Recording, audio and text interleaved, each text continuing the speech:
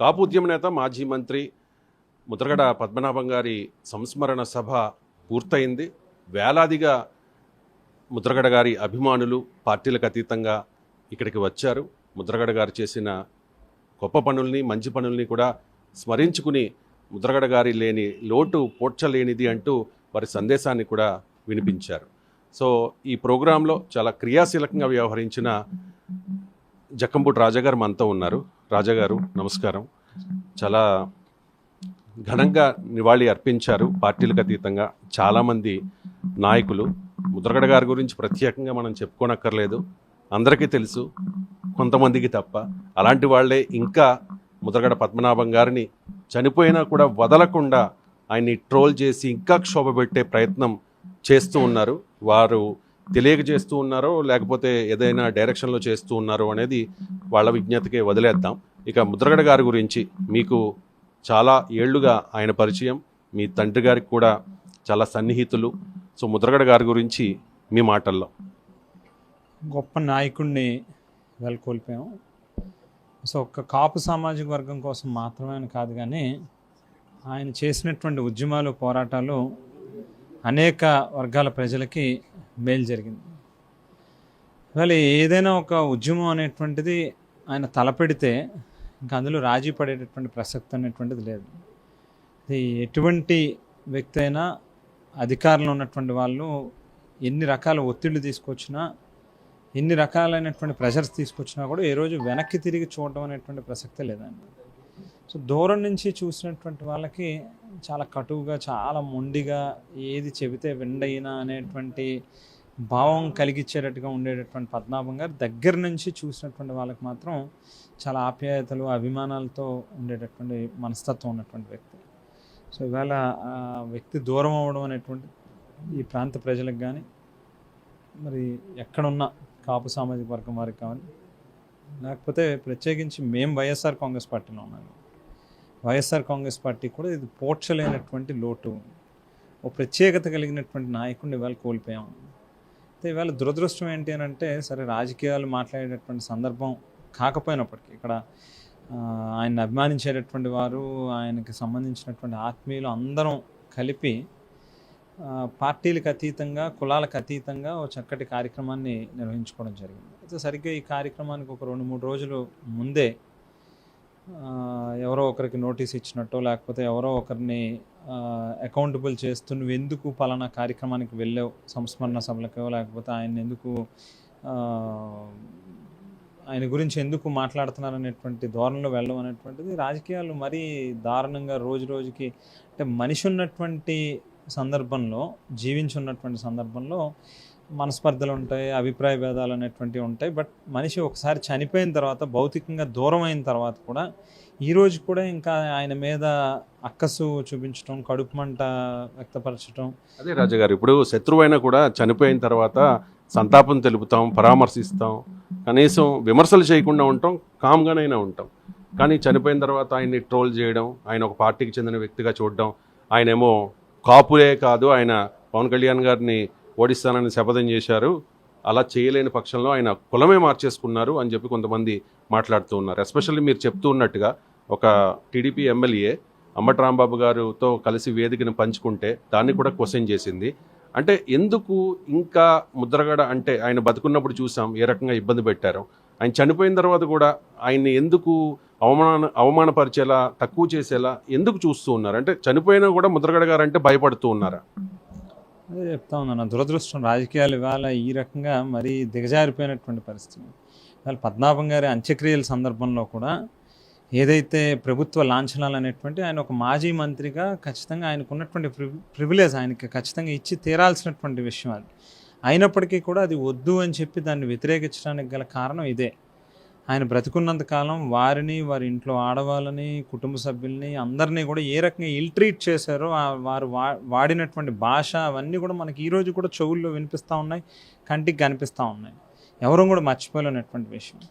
మరి అటువంటిది వేళ చనిపోయిన తర్వాత కూడా, మనిషి దూరమైన తర్వాత కూడా ఇప్పటికీ ఇంకా ఆయన మీద విషం కక్కడం అనేటువంటిది నిజంగా అంటే సహజంగా ఎవరైనా కూడా పాలకులు అనేటువంటి వ్యక్తికి, రాజకీయాల్లోకి వచ్చినటువంటి వ్యక్తికి మంచి మనసు ఉండాలి. ఎదుటి వ్యక్తులతో ఒక మానవీయ కోణం, వాళ్ళకి మనకి ఒక హ్యూమన్ రిలేషన్స్, రాజకీయాలు లేకపోతే కులము ఇంకోటో అనేటువంటి తర్వాత వచ్చేటటువంటి విషయం. బట్ ముందు బేసిక్గా మనం మనిషి అనేటటువంటి వ్యక్తికి ఒక మనసు ఉండాలి, గొప్పగా ఆలోచన చేయాలి. రాజకీయాల్లోకి వచ్చినప్పుడు మన అవతల వ్యక్తుల్ని ఏ రకంగా ట్రీట్ చేయాలనేటువంటి తెలిసి ఉండాల్సి ఉండి కూడా చనిపోయిన వ్యక్తి మీద ఇంకా ఈ రోజు కూడా ఈ రకంగా ఇల్ ట్రీట్ చేయడం అనేటువంటిది నిజంగా బాధ కలిగించేటటువంటి విషయం. ఈ సభ వేదిక అంటే ముద్రగడ గారి సంస్మరణ సభ వేదిక మీద మొత్తం వైఎస్ఆర్ కాంగ్రెస్ పార్టీ నాయకులే ఉన్నారు, కూటమి పార్టీ నాయకులు రాలేదు. అంటే వైసీపీ ఓన్ చేసుకుని ఎందుకు ముద్రగడ గారి సంస్మరణ సభను ఎంత ప్రతిష్టాత్మకంగా చేసింది? అంటే రాజకీయ లబ్ధి కోసం వైఎస్ఆర్ కాంగ్రెస్ పార్టీ జగన్ డైరెక్షన్లో ఇదంతా చేస్తోంది, కాపుల్ని అట్రాక్ట్ చేయడానికి ముద్రగడ గారిని ఓన్ చేసుకున్నట్టుగా అని విమర్శించే వాళ్ళకి మీరు ఇచ్చే సమాధానం ఏంటి? రాజమండ్రిలో చక్కటి కార్యక్రమాన్ని ఏర్పాటు చేసాం. ఆ రోజు కూడా వారు చేసినటువంటి గొప్ప పనుల్ని స్మరించుకోవడం కోసం ఆ రోజు వంగవేటి రాధా గారు వచ్చాడు, జ్యోతుల్ నెహ్రూ గారు వచ్చారు, సోము వీర్రాజు గారు వచ్చారు. ఇట్లా పార్టీలకు అతీతంగా అందరూ వచ్చారు. సో ఇవాళ ఇక్కడ జరిగినటువంటి కార్యక్రమం కేవలం రాజమండ్రిలోనే కాదు, చాలా ప్రాంతాల్లో ఇద్దరు Telugu Desam party or Janasena or BJP ఏ రాజకీయ పార్టీలు ఉన్నప్పటికీ కూడా ముద్రగడ పద్మనాభం గారిని అభిమానించేటటువంటి వాళ్ళు అన్ని కులాల్లోనే ఉన్నారు, అన్ని పార్టీల్లోనే కూడా ఉన్నారు. పార్టీలు అనేటువంటిది ఎందుకు చెప్తా ఉన్నానంటే బహుశా తెలుగుదేశం పార్టీలోని కాపులు ఉండొచ్చు, లేక బీజేపీలోనో జనసేనలో కూడా కాపులు ఉండొచ్చు. వాళ్ళు ప్రత్యేకించి కాపులకి ఆయన చేసినటువంటి మేలు, ఆయన నష్టపోతూ ఆయన చేసినటువంటి పోరాటం కారణంగానే కాపు కార్పొరేషన్ అనేటువంటిది వచ్చింది.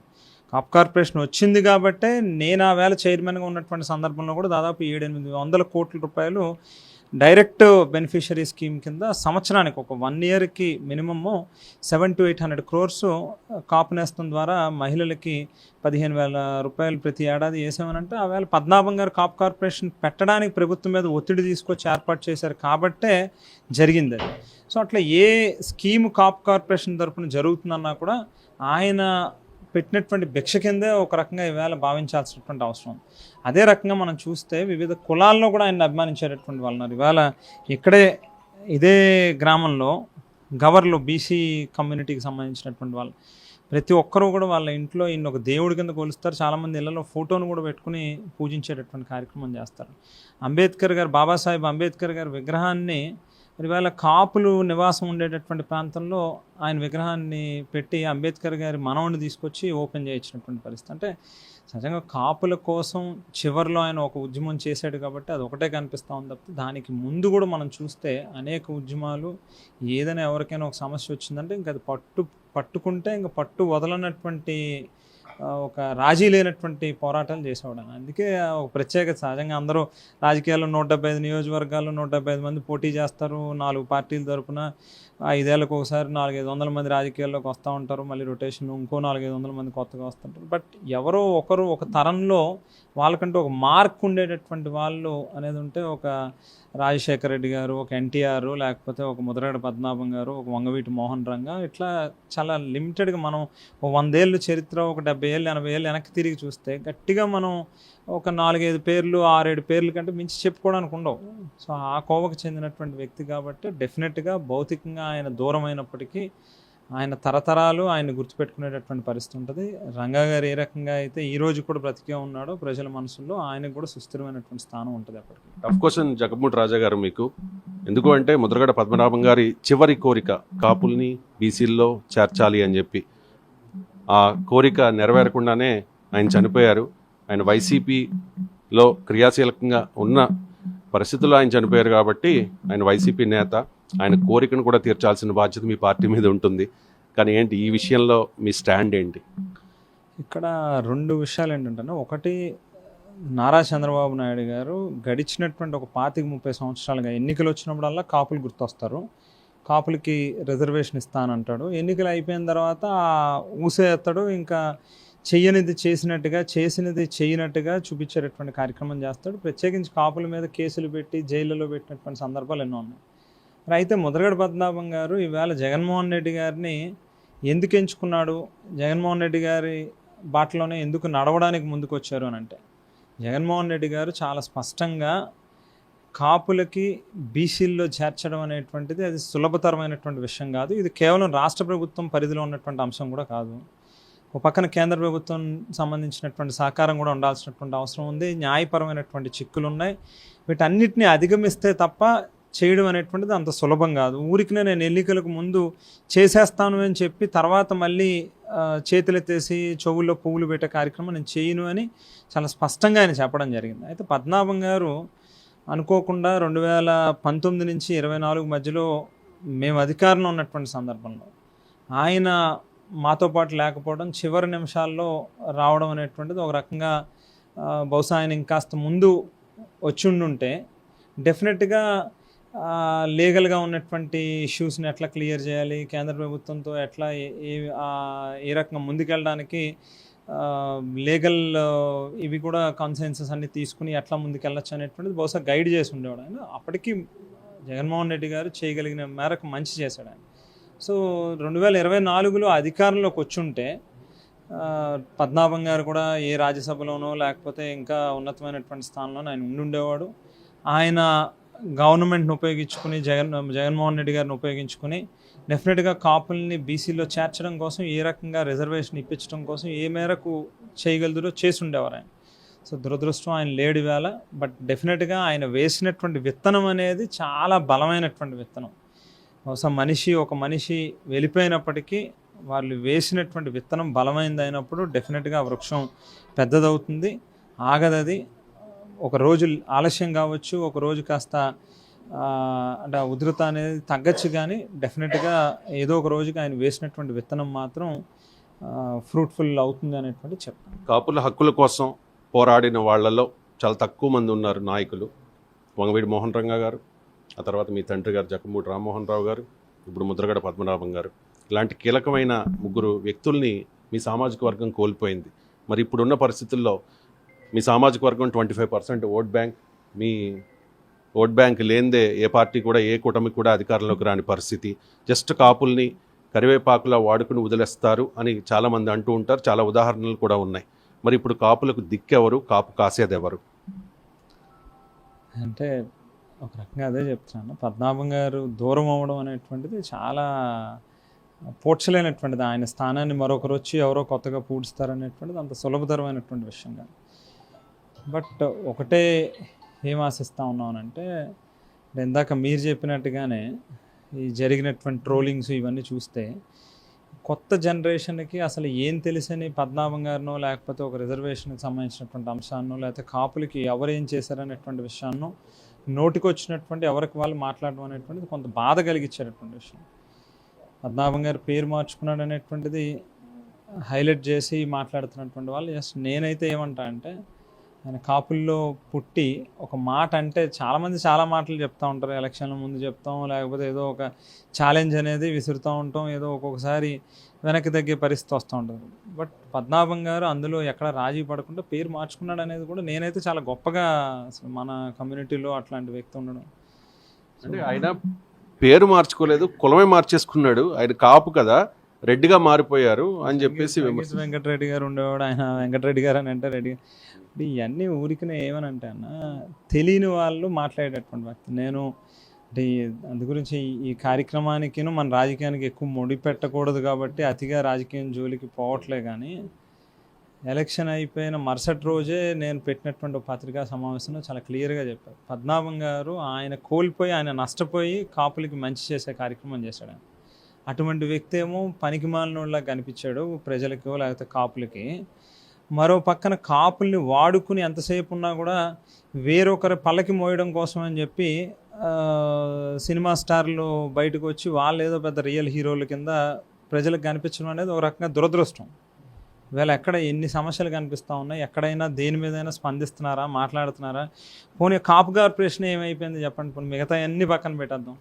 కాపు కార్పొరేషన్ ఏదో సంవత్సరానికి 3,000 కోట్ల రూపాయలు అని చెప్పారు. అంటే ఇప్పటికీ 5 బడ్జెట్లలో 3 బడ్జెట్లు అయిపోయినాయి. అంటే గడిచిన 3 బడ్జెట్లో 9,000 కోట్ల రూపాయలు ఈ పాటికే కాపులకి ఖర్చు పెట్టి ఉండాలి. 9,000 కోట్లు కాదు కదా, 9 కోట్లు కూడా ఖర్చు పెట్టలే ఎక్కడా కూడా. మొత్తం అన్నీ ఎత్తేసారు. కాపు నేస్తం కూడా అటకెక్కింది. సో ఇవన్నీ ఎందుకు మాట్లాడట్లే మరి? కాపుల్ని ఉపయోగించుకుని కాపులు ఎక్కడైతే ఎక్కువ ఉంటారో ఆ నియోజకవర్గంలోకే పోయి మనం పోటీ చేస్తాం, అక్కడే గెలుస్తాం, మంత్రి అవుతాం, ఉప ముఖ్యమంత్రి అవుతాం. అయిన తర్వాత ఏదో దాటిన తర్వాత మాట మార్చినట్టుగా కాపులతో ఒకటి గురించే నేను రాజకీయాల్లోకి రాలేదు, వాళ్ళతోనే నాకు పని లేదని చెప్పి మాట్లాడాను.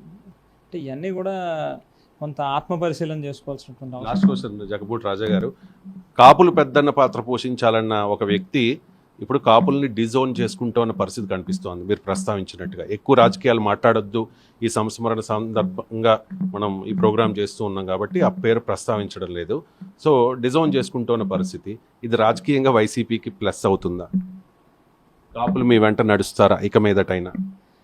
డెఫినెట్గా ఇప్పటికీ 2-3 పర్యాయాలు నమ్మి మోసపోయారు కాపులు. ఇప్పటికైనా కళ్ళు తెరిచి చూస్తున్నారు, అసలు రూపం ఏంటి అనేటువంటిది చూస్తున్నారేమో అని ఎక్స్పెక్ట్ చేస్తున్నాం.